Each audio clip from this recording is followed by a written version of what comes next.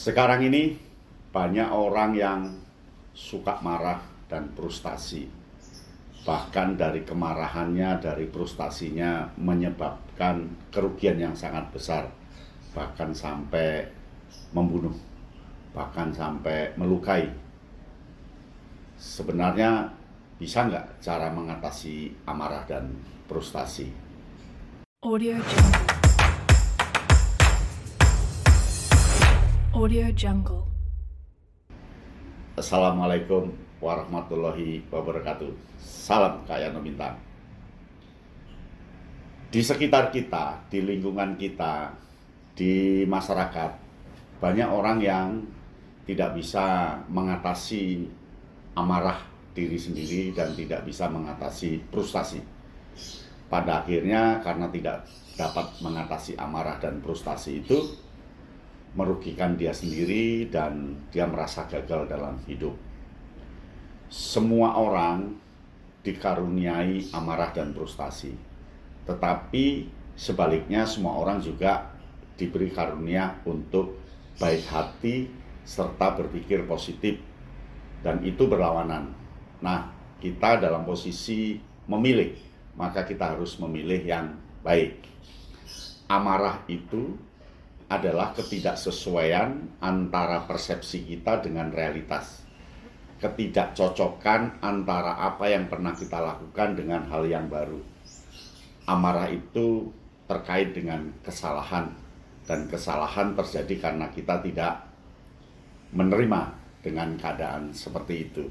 Sedangkan frustasi itu terkait dengan patah hati, terkait dengan tidak mau meneruskan, terkait dengan merasa gagal, merasa rugi. Nah, berikut ini ada 10 resep agar kita dapat mengatasi amarah dan frustasi. Resep yang pertama, akui amarah dan frustasi itu. Orang yang mengakui amarah dan frustasi, dia sudah 90% membuang gulma pikiran yang ada dalam dirinya. Tapi gunakan kata, saya hari ini ceroboh, saya hari ini marah, saya hari ini tidak enak badan, saya hari ini merasa emosi meningkat. Mengakui itu solusi pertama, sebab dengan mengakui dia akan menetralkan kondisi yang terjadi. Nah, yang kedua, konsultasi kepada orang yang dipercaya.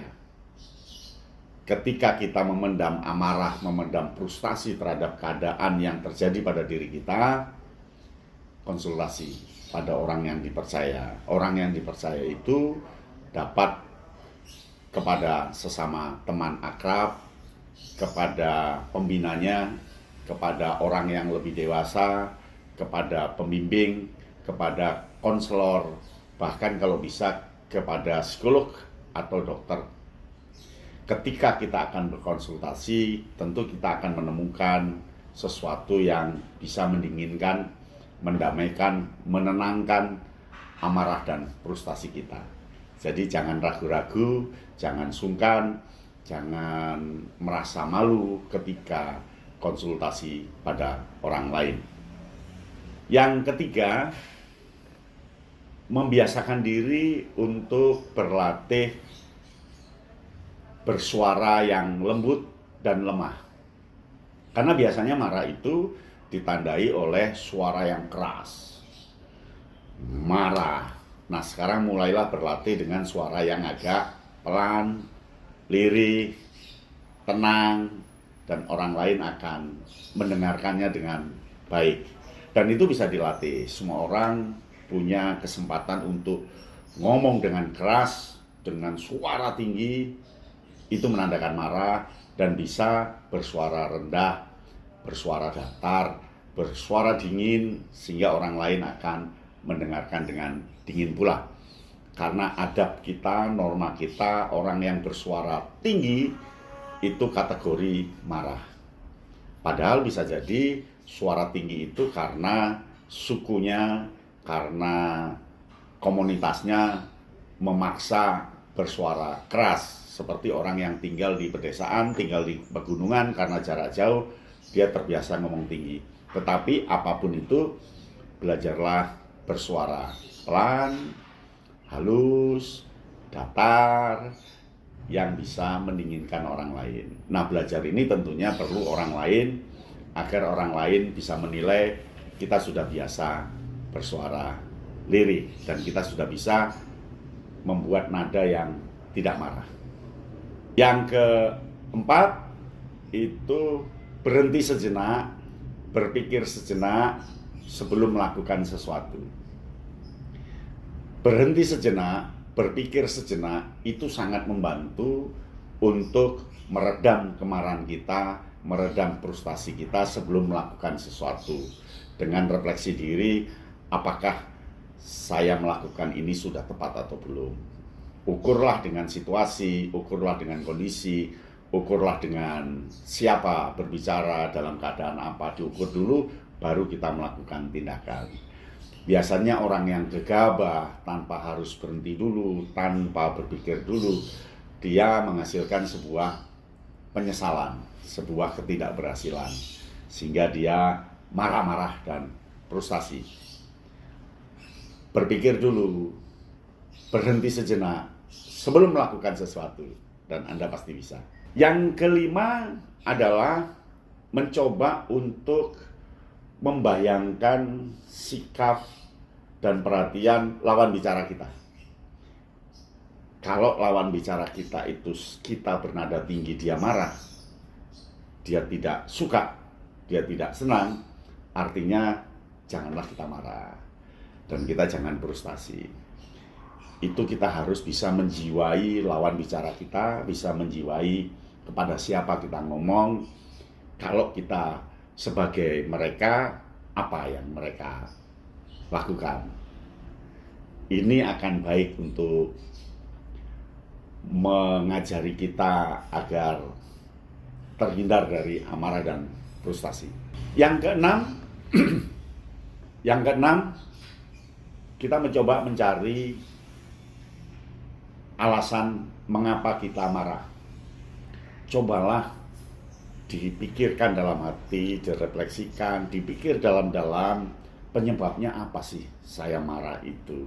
Penyebabnya apa sih saya frustasi itu? Nanti akan muncul penyebabnya. Oh, penyebabnya saya ini orang yang perfect, harus begini, harus begini. Padahal hidup itu tidak harus begitu. Oh, ternyata penyebabnya adalah cuaca yang panas. Oh, penyebab. Nah, coba lacak penyebabnya kira-kira apa. Ya.